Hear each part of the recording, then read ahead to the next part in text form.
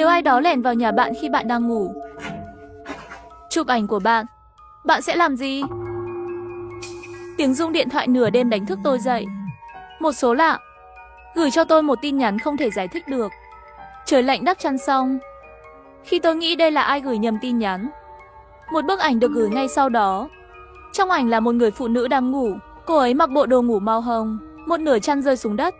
Nhìn vào bức ảnh đó, tôi lập tức sợ hãi. Người phụ nữ trong ảnh là tôi, nhưng nhà tôi chỉ có một mình. Từ quan điểm của bức ảnh này, đối phương là đứng trước giường chụp. Bộ đồ ngủ tôi đang mặc trong ảnh. Trên đầu giường có một máy tính bảng đang sạc. Trên móc áo bên cạnh treo quần áo tôi mặc hôm qua. Tất cả điều này cho thấy bức ảnh này được chụp tối nay. Mồ hôi lạnh toát ra từ lưng tôi. Có người trong lúc tôi ngủ vào phòng ngủ của tôi. Giờ hắn ta ở đâu? Sau khi nhìn quanh chùa không thấy ai, tôi ra khỏi giường bằng chân trần, nhanh chóng ra cửa phòng ngủ. Tôi ở sau cánh cửa, tim tôi đập không ngừng. Ai vào đây? Mục đích của hắn là gì? Không thể chỉ để chụp ảnh được. Tôi không dám ra khỏi phòng ngủ nếu hắn thực sự đợi tôi ở cửa. Ít nhất phòng ngủ của tôi bây giờ đã an toàn. Tôi run rẩy mở điện thoại ra. Tôi muốn gọi cảnh sát. Đột nhiên một tin nhắn khác nhảy ra. Cô không muốn xem trong tủ quần áo tôi có chuẩn bị gì bất ngờ cho cô không? Tôi đầy mồ hôi. Sao tôi không nghĩ vậy? Có lẽ hắn ta chưa bao giờ rời khỏi phòng ngủ, trốn trong tủ quần áo. Lúc này tôi có một loại thôi thúc chạy trốn. Nhưng tôi sợ. Vừa mở cửa nhìn thấy một khuôn mặt tươi cười. Là ai? Trả lại tin nhắn cho số lạ đó. Tin nhắn vừa được gửi đi, có ánh sáng yếu ớt tiết lộ từ khe hở trong tủ quần áo. Tôi bất ngờ. Quay lại vặn tay ra là bị kẹt. Đi thẳng đến cổng nhanh nhất có thể. Một người lèn vào nhà tôi lúc nửa đêm và chụp ảnh tôi, lại trốn trong bóng tối nhìn người hoảng sợ của tôi. Mục đích chắc chắn không phải là trộm cắp. Bây giờ tôi phải chạy trốn khỏi nhà. Chỉ có chạy trốn mới có khả năng sống sót. Tay tôi đặt trên tay nắm cửa. Chỉ cần nhẹ nhàng vặn, cửa sẽ mở.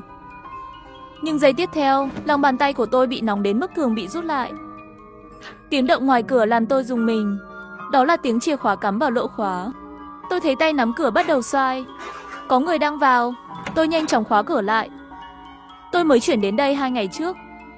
Ngay cả bạn trai tôi cũng không biết địa chỉ của tôi. Không ai có chìa khóa nhà tôi. Người mở cửa là ai? Tiếng tay nắm cửa vặn trở nên dồn dập. Người bên ngoài phát hiện cửa không mở được, có vẻ hơi vội. Ngay lúc này, trong phòng ngủ phát ra một tiếng động nhỏ. Người trốn trong tủ quần áo đã ra chưa? Không kịp nghĩ, tôi nhanh chóng chạy vào phòng ngủ nhỏ và khóa cửa lại. Ngực phập phồng dữ dội mồ hôi lạnh. Vô thức đã làm ướt quần áo rồi. Chuyện gì vậy? Trong phòng ngủ có một tên biến thái, đường ra bị một người khác chặn lại. Lúc này, nỗi sợ hãi đã chiếm lấy não tôi. Tiếng mở cửa đã biến thành một trận. Tiếng đập cửa. Âm thanh càng ngày càng nhanh, một chút giống như chụp vào trái tim tôi. Tôi run rẩy lấy điện thoại ra. Bàn tay run rẩy trong tuyệt vọng quay số nhiều lần, gọi điện thoại báo thức. Tiếng run của tôi nói lên tình hình. Cảnh sát bảo tôi phải trốn. Đừng có xung đột trực tiếp với họ. Họ sẽ đến sớm nhất có thể. Cúp điện thoại. Cửa không mở nữa. Tôi đã lắng nghe rất lâu. Không có âm thanh gì cả.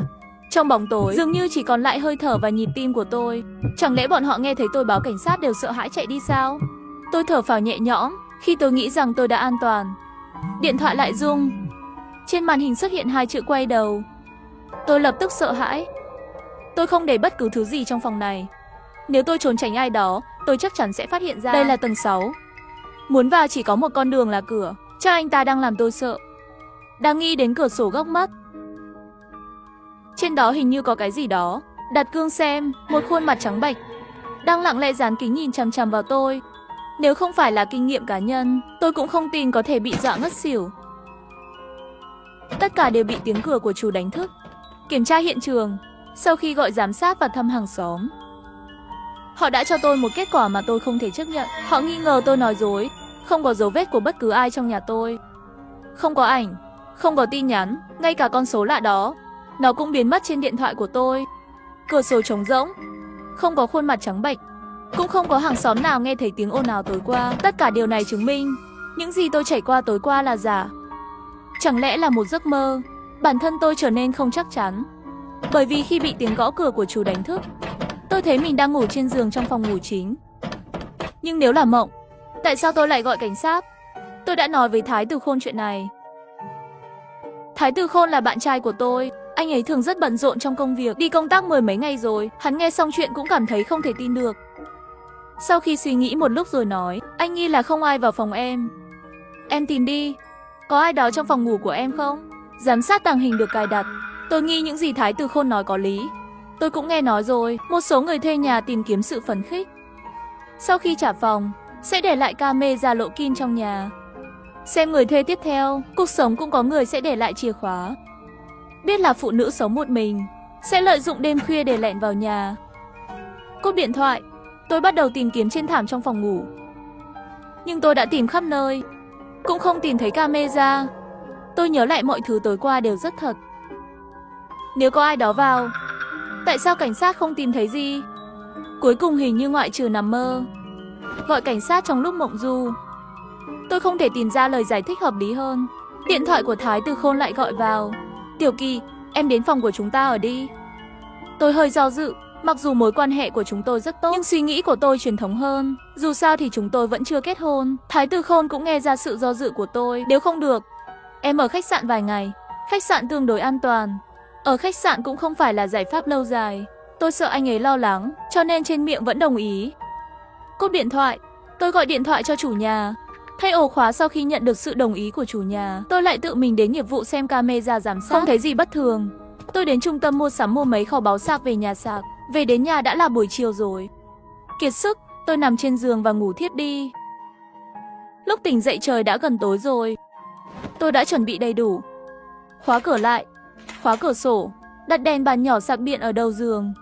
Lúc 9:30, tôi kéo công tắc đúng giờ. Camera cần kết nối nguồn điện. Nếu có camera giám sát trong phòng ngủ, cắt điện, bên kia sẽ không thể biết hành động của tôi. Đêm dài vô cùng. Tôi ngồi trên giường, tự an ủi bản thân. Nếu đêm qua chỉ là một giấc mơ thì sao? Không biết bao lâu, âm thanh rung động quen thuộc. Tôi đầy mồ hôi. Suýt nữa thì đánh mất điện thoại. Quả nhiên lại là số đó. Gửi cho tôi một bức ảnh khác. Nhìn vào bức ảnh đó, mặt tôi xám xịt.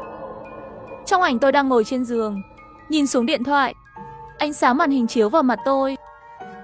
Không thể nào để chụp một bức ảnh như thế này, trừ khi người chụp ảnh đứng ngay trước mặt tôi. Nhưng tôi vẫn ngồi trên giường, không thấy ai cả. Bức ảnh này đến từ đâu? Chẳng lẽ ở nơi tôi không kiểm tra được sao?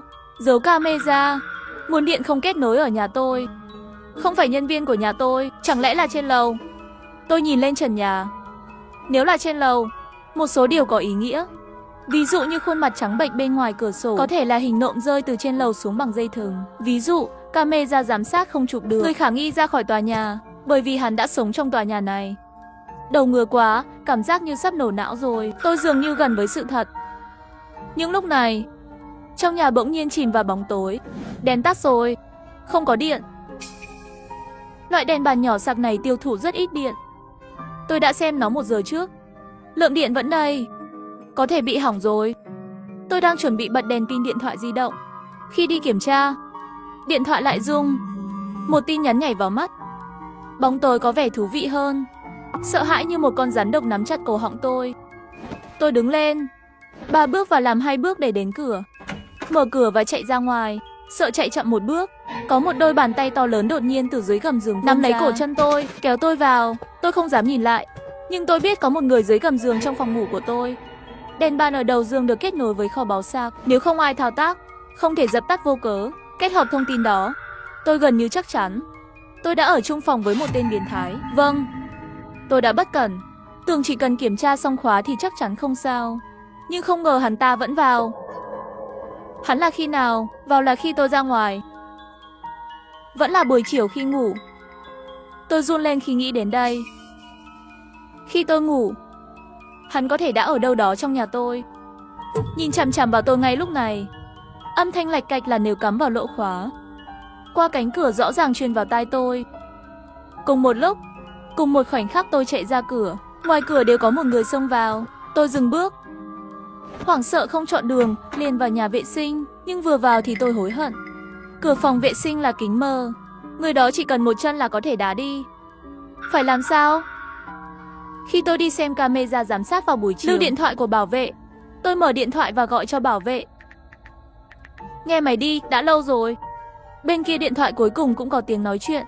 Nhưng lúc này tôi đã quá sợ hãi không nói nên lời. Một bóng người mờ xuất hiện trên kính mờ. Hắn đến rồi, bên kia điện thoại có thể nghe rõ tiếng bảo vệ. Cô Đằng, cô có việc gì không? Không đợi tôi trả lời, hắn bấm chuông lớn. Cửa kính nhà vệ sinh bị vỡ. Một người đàn ông đội mũ trùm đầu màu đen đứng ở cửa, cầm một con dao nhọn sáng trong tay. Anh là ai?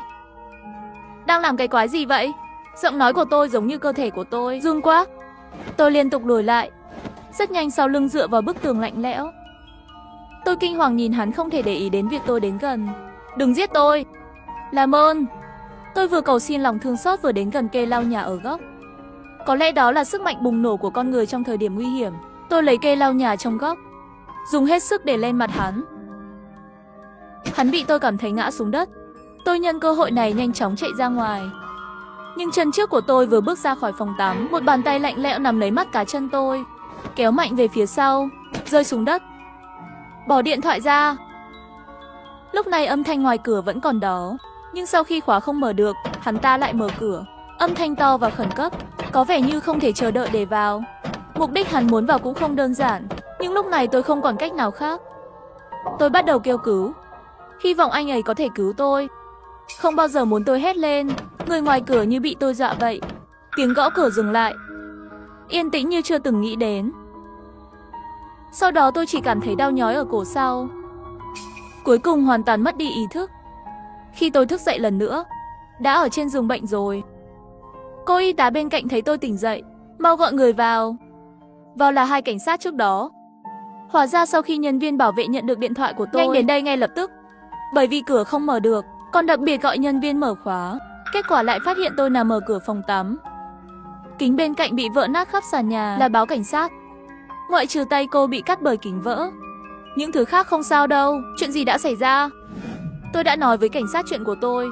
Nhưng điều đáng kinh ngạc là họ đã hỏi bảo vệ khi điều tra. Sau lời kể của nhân viên bảo vệ, họ không gặp ai trên đường đến đây. Trong phòng cũng chỉ có một mình tôi nằm.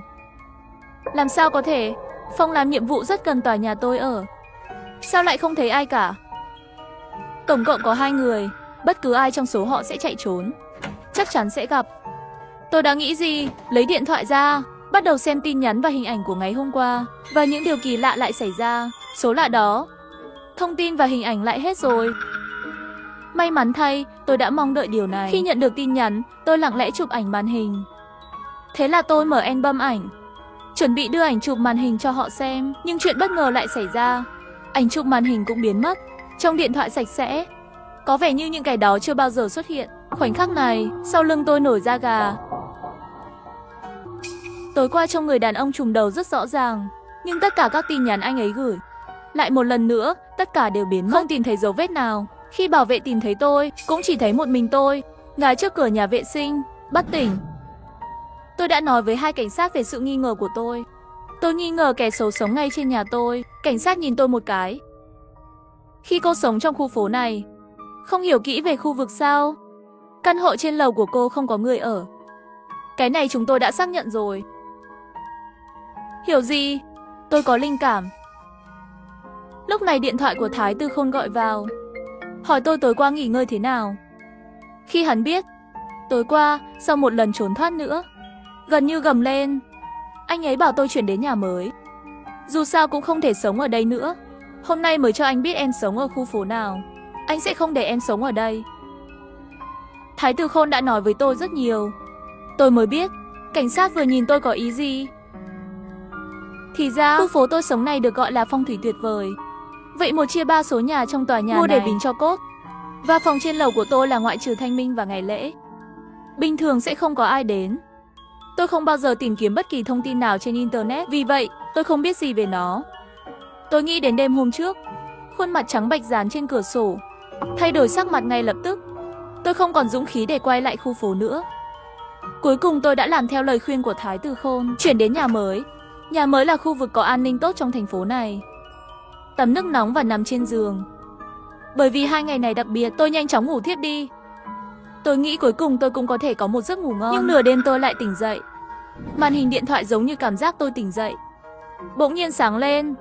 Tim tôi đập thình thịch. Trên màn hình hiển thị một tin nhắn chưa đọc. Vẫn là số đó. Trong lòng tôi rất kháng cự khi mở tin nhắn, nhưng tôi vẫn cầm điện thoại lên, mở thông tin. Chỉ có 4 từ tìm thấy cô rồi. Thần kinh tôi căng thẳng. Bên trái có tiếng thở rõ ràng. Có người bên cạnh tôi. Quay đầu nhìn đi, một gã lập dị đội mũ trùm đầu màu đen, đứng trước cửa sổ. Sao hắn vào được đây? Tiểu Kỳ, tìm thấy cô rồi. Giọng nói này quen quá. Tôi nhìn anh ta từ từ tháo mặt nạ ra. Rõ ràng là bạn trai tôi đi công tác mấy ngày rồi. Thái Từ Khôn, mặt anh ấy tái nhợt, với một nụ cười kỳ lạ trên môi. Lúc này đây, hắn như một con quỷ. Có chuyện gì vậy, Kiki? Anh có làm em sợ không? Hắn từ từ tiến lại gần tôi từ từ lùi lại, quay lại cửa. Muốn mở cửa chạy ra ngoài, nhưng lúc này cửa phòng ngủ bị đập vỡ. Giống như đêm hôm trước. Nhưng tôi không dừng lại. Ngoài cửa là lũ quái vật. Tốt hơn người đàn ông ác quỷ trước mắt này. Tôi giật mạnh mở cửa. Một cảnh ngoài cửa, nhưng lại khiến tôi sợ hãi đến mức suýt mất trí. Chỉ thấy một người đàn ông đang vung dao nhọn trên tay, đâm người phụ nữ trên mặt đất. Người phụ nữ cuộn tròn trên mặt đất khóc lóc đau đớn. Ánh mắt anh ấy nhìn tôi.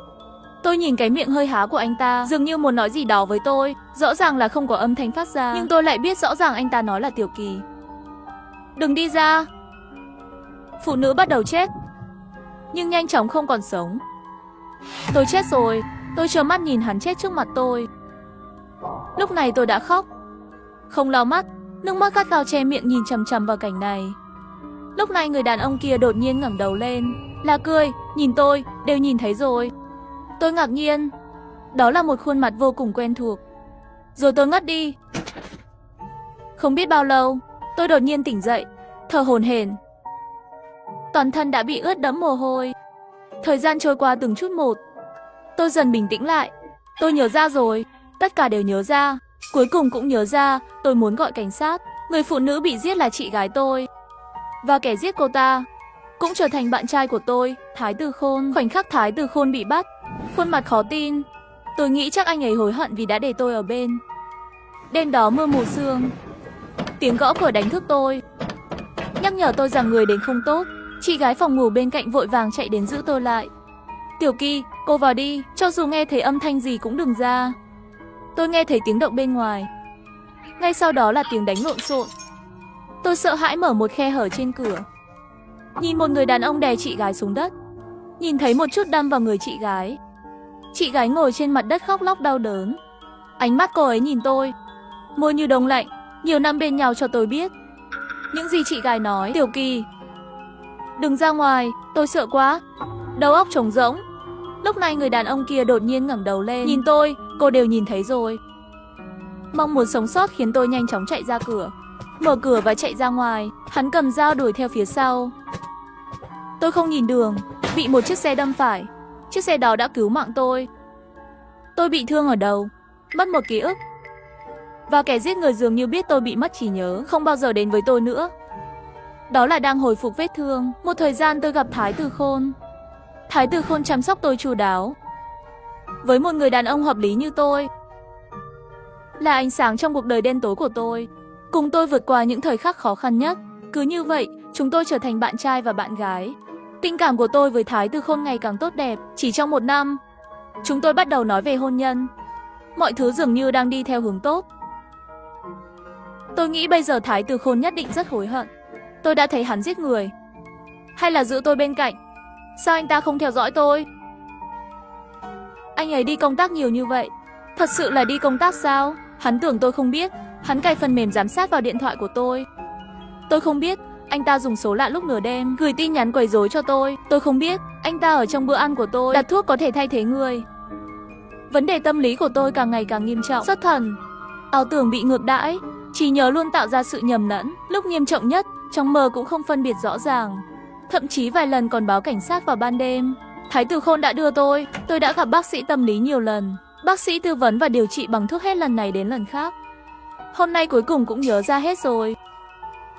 Thái Từ Khôn biết trong lòng tôi yếu ớt đến mức dễ bị tổn thương, lại lần lượt thử tôi.